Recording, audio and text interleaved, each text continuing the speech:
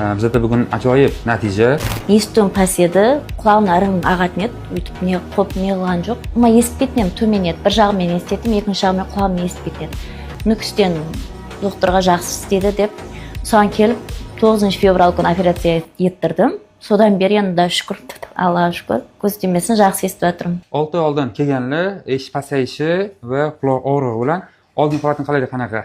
Bu yerda hozir past tomoni parda, tepa chasti ham yemirilgan. Aslida bu yerda suyak bo'lishi kerak, bunaqa yopib o'tirish kerak edi. Suyakni yerin yemirib, ichkariga kirib ketgan.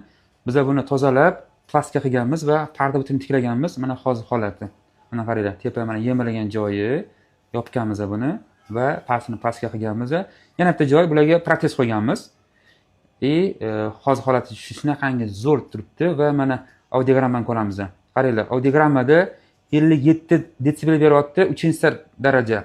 Bugungi holat 27,5 birinchi darajani eng boshlanishi.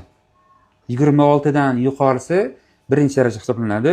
Bu yerda 27,5 1ga tushgan. Juda ham zo'r. Ham kartinka mos, ham audiogramma ham juda ham zo'r. Rahmat. Yaxshimi? Eshitish yaxshimi? Жақсы естіп. Xursandmisiz? Oldinga qaragan zo'r bo'ldi eshitish. Алдын шумларды еш нәрсені естпейтінем, тек бір құлағыммен естетінем. Қазір екі құлағыммен бір Zo'r.